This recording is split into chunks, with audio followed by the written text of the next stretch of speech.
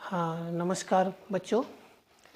आज हम class 11th का जो फर्स्ट चैप्टर है सेट्स, उसके इंट्रोडक्शन को हम बताते हैं।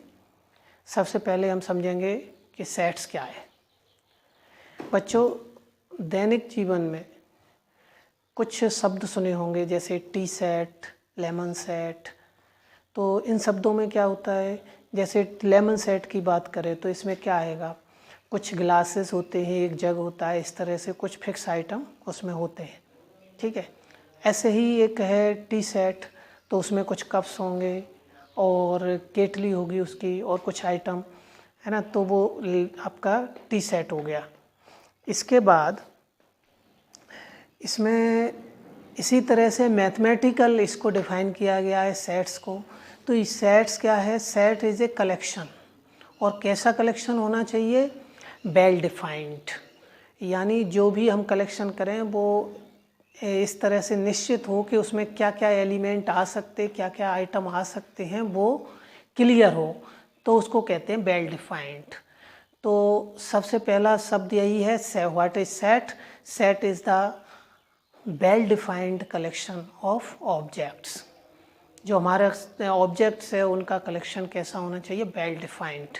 फॉर एग्जांपल, अगर हम कह दें कि एक collection of students of class 11th in particular school, suppose JNV Chhokarwada Bharatpur, तो ये क्या हो गया, वेल डिफाइंड कलेक्शन है। तो ये कलेक्शन हमारा सेट्स हो गया, ठीक है। तो सबसे पहले हम इसकी डेफिनेशन ही लिख लेते हैं कि व्हाट इज सेट। तो सेट की डेफिनेशन हो जाएगा एक collection, a well defined collection of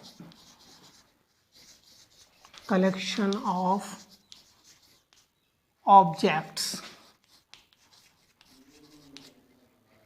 A well defined collection of objects is a set.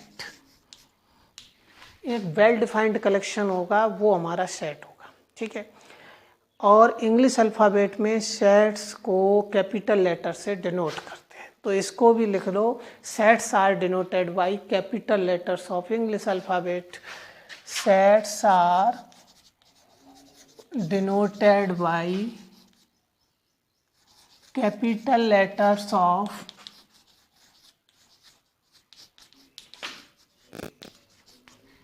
English alphabet.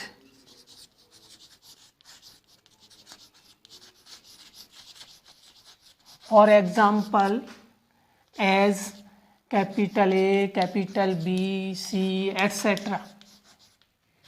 है ना। फॉर एग्जाम्पल ए को हम ऐसे लिख दें, set of natural numbers, set of natural numbers up to 5 तक की सभी नेचुरल नंबर्स का सेट। तो ये कलेक्शन हमारा वेल डिफाइंड है, क्योंकि हमको पता है कि कौन कौन से एलिमेंट उसमें आ सकते हैं। तो इसको इस तरह लैंग्वेज में भी लिख सकते हैं और सेट को हम उससे भी लिख सकते हैं, ब्रैकेट लगा करके। इसमें जो ब्रैकेट यूज होगा वो ऐसा मिडिल ब्रैकेट यूज होगा। एलिमेंट्स इसमें क्या क्या आ जाएंगे इसके हिसाब से ये वाला को ही लिख रहे हैं। तो 1 2 3 4 5, ये 5 नेचुरल नंबर इसमें आ गए। तो इस तरह से ये लिखे जाएंगे। तो पहली बात हम क्या सीखे, set is the well defined collection of objects. दूसरा, they are denoted by capital letters of English alphabet. For example, capital A क्या है, set of natural number up to 5 तक के नेचुरल नंबर्स का सेट। और इसको दूसरे तरीके से इस तरह से लिख सकते हैं, ठीक है। अब इस कैपिटल लेटर्स में ये डिनोट कर दिया। अब इसमें 2 चीज़ें इंपॉर्टेंट हैं। पहला ये लिखिएगा, नोट, कि order of the element is not important in the set. पहला ये कंडीशन है कि उसका ऑर्डर इम्पॉर्टेंट नहीं है। Order of elements is not important.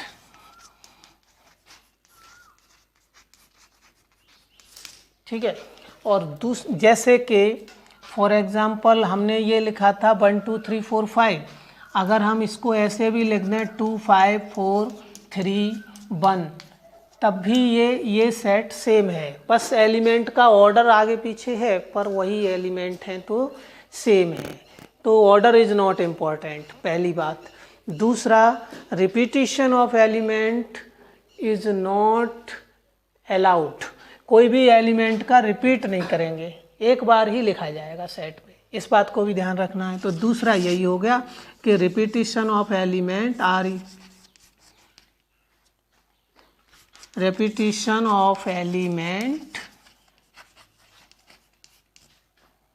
Is not allowed, ये अलाउ नहीं है। ठीक है, तो ये चीज़ें रहेंगी। एक तो ऑर्डर इम्पोर्टेंट नहीं है, ऑर्डर बदल देंगे तब भी कोई फ़र्क नहीं पड़ रहा है। दूसरा ये कि एलिमेंट का रिपीटिशन अलाउ नहीं है, कोई एलिमेंट एक बार ही हमको लिखना है, एक से ज़्यादा बार आया तब भी एक बार ही लिखना है। ठीक है, अब ये दो चीज़ें हो गई। अब इसी में ये चीज़ देखिए कि जैसे ये सेट हमने ये लिखा 1 2 3 4 5, तो इसमें जो अंदर लिखे हुए हैं ये एलिमेंट कहे जाएंगे। 1 2 3 4 5 are elements of set A, ये इसके एलिमेंट्स हैं। अच्छा, किसी के एलिमेंट होने को एक सिंबल है ग्रीक लेटर एप्सिलॉन, उससे शो करते हैं। जैसे 2a को बिलोंग करता है तो हम ये लिखेंगे 2 बिलोंग्स टू ए। ये जो सिंबल है वो उस सिंबल का मीनिंग ये है, एप्सिलॉन बोलते हैं इसको। क्या बोलते हैं? एप्सिलॉन। और इसका मीनिंग हो जाएगा बिलोंग्स टू।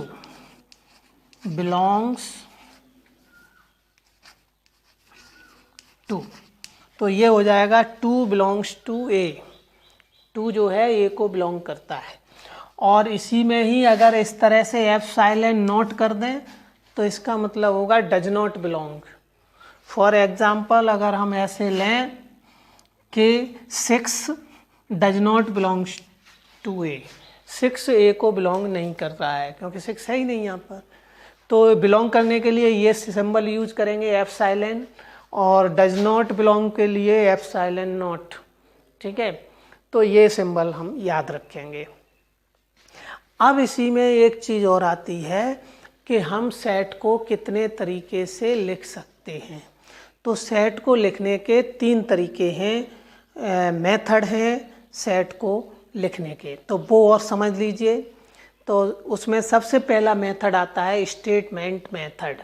स्टेटमेंट मेथड में डायरेक्ट स्टेटमेंट लिख दिया जाता है। जैसे कि ये हमने शुरू में लिखा था ना, a set of natural numbers up to 5, ये पूरा एक स्टेटमेंट लिख गया।